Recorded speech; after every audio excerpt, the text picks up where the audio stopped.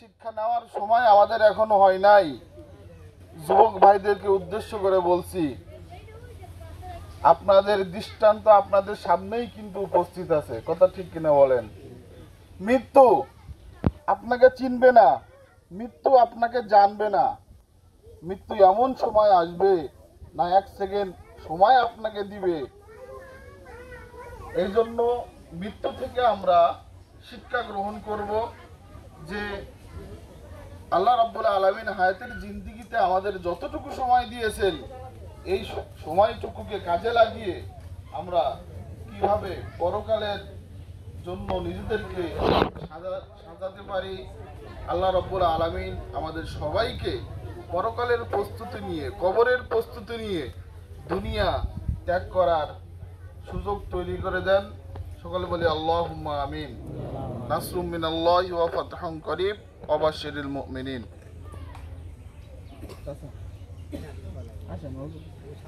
বিসমিল্লাহির রহমানির রহিম।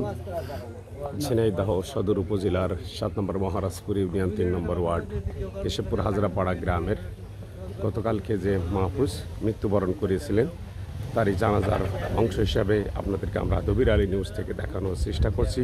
প্রিয় দেশবাসী, আপনারা সকলে মাহফুজের জন্য দোয়া করবেন। আসসালামু আলাইকুম ওয়া রাহমাতুল্লাহি ওয়া বারাকাতুহু। कुल्लु नफ्सिन ज़ाइक़तुल मौत सुम्मा इलैना तुरजाऊन। ये हम सब मुसाफिर है कब्र आखिर ठिकाना। कोई आगे रवाना है, कोई पीछे रवाना। इज़ा जाअ अजलुहुम ला यस्तअखिरूना साअतन वला यस्तक़दिमून। প্রিয় হাজিরিন, প্রিয় উপস্থিতি, আমরা এখানে উপস্থিত হয়েছে একটি জানাজায়। সব জানা যায়, সব লাশ সামনে নিয়ে কথা বলা যায় না। জবান স্তব্ধ হয়ে আসে। এই মাহফুজ মাত্র 18 বছরের বালক, আমাদের সামনেই কোলেপিটি মানুষ হয়েছে। আজ আমরা তার জানাজায় হাজির।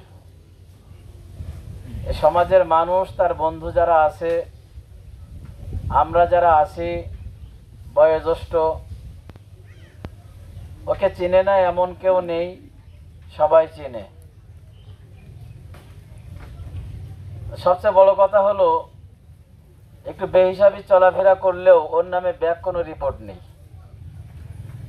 ওর মৃত্যুর পর এই আলোচনাটাই গোটা গ্রাম ধরে, গোটা মানুষের মধ্যেই, সমাজের মানুষের মধ্যে একটি কথাই, যে ওর নামে ব্যাক কোনো রিপোর্ট নেই। আমার মনে হয় এটাই ওর জন্য একটা নাজাতের পুঁজি হবে বলে আশা রাখি। একটু ছেলে মানসিকভাবে চলাফেরা করত, আর এই সাপই যেন ওর নিত্য সঙ্গী। সাপ দেখলে ওর মাথায় কাজ করতো না, সাপ নিয়ে খেলা করত। গ্রামের অনেক মুরব্বীরা ওকে বকাঝকা করেছে, গতকালকেও বকেছে, তারপরও সেই সাপের কাছ থেকে সরে যায়নি, সাপ কেউ দূরে সরাই দিইনি। এমন কথা বলেছে, এই সাপেই তোর কিন্তু শেষ করবে। এমন লোকও এমন কথা বলেছে। গতকালকে এই ঘটনা। আমি যদিও সারাদিন বাড়ি ছিলাম না, স্কুল করে ঝিনেদা চলে গেছি। ঝিনেদা থেকে আসছি মাগরিবের আগ মুহূর্তে, সম্ভবত কি মাগরিবের পর, মাগরিবের আগে এসছি। তো আসার পরে শুনলাম যে ওর সাপে কামড়িয়েছে। যাই হোক, সাপে কামড়ানোর মৃত্যু হাদিসের মধ্যে আছে। অ্যাক্সিডেন্ট, আগুনে পোড়া, সাপে কামড়ানো, পানিতে ডোবা। যদি ইমানের সাথে এই ধরনের মৃত্যু হয়, আল্লাহ পাক তাকে মাফ করে শাহাদতের মর্যাদা দান করেন। তো আমরা আশা রাখি এবং আমরা জোর দাবি করছি আল্লাহর কাছে যে আল্লাহ পাক রব্বুল আলামিন যেন এই ছোট্ট বয়সের এই ছোট ভাইকে তার দুনিয়ার জিন্দেগির সমস্ত ত্রুটি বিচ্যুতি মাফ করে তাকে জান্নাতের মেহমান হিসাবে কবুল করে নেন। দেখেন, পারিবারিক অবস্থা, ওর বাবা নেই, ওর বোনটা চলে গেছে, ওর বৌনাইটাও চলে গেছে, ওর মায়ের শুধু একটা ছেলেই ছিল, সেই মাহফুজ, ওর মাকে ছেড়ে ও চলে গেল। ওর মায়ের অবস্থাটা কি? আল্লাহ পাক রব্বুল আলামিন ওর মাকে সবরে জামিল এখতিয়ার করার তৌফিক দান করেন। আর সমাজের মানুষ সহ তার আত্মীয় স্বজনদের যারা আছে সকলের প্রতি উদাত্ত আহ্বান জানাবো মাহফুজের মায়ের দিকে একটু খেয়াল রাখার জন্য। আল্লাহ পাক রব্বুল আলামিন তাকে যেন ধৈর্যের সাথে বসবাস করে এবং সুস্থ অবস্থায় যে কটা দিন আল্লাহ তাকে হায়াতে রাখবেন, সুস্থ রেখে সুন্দরভাবে জীবন পরিচালনা করে দুনিয়া থেকে যেতে পারে, সেই সহযোগিতা সেই চেষ্টা আমরা সবাই করব বলে আশা রাখছি। সম্মানিত উপস্থিতি, সম্মানিত হাজিরিন, এই মৃত্যু সকলের জন্যই নির্ধারিত। মৃত্যুর হাত থেকে কেউ বাঁচতে পারবো না, এক সেকেন্ড আগেও না।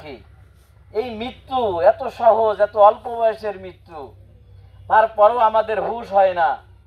মসজিদে গেলে নামাজে পাওয়া যায় না, মৃত্যুর পরেও নামাজে না গিয়ে আমরা দোকানে আড্ডা দেই কিভাবে, দোকানে বসে থাকি কিভাবে, নামাজমুখী কেন হই না? আপনার আমার মধ্যে কি পরকালের কোনো ভয় নেই? আপনি কি মনে করছেন যে কবরের জিন্দেগিটা ফাও কেটে যাবে, হাসর নাসর যেটা এগুলো ফাও কেটে যাবে? না বন্ধু, কোরআন সত্য, রাসূল সত্য, কোরআন সুন্নাহ সত্য, অতএব আল্লাহর বিধান সবই সত্য। এটা যদি আমি আপনি মনে প্রাণে বিশ্বাস না করি তাহলে আমি ঈমানদারই হতে পারলাম না।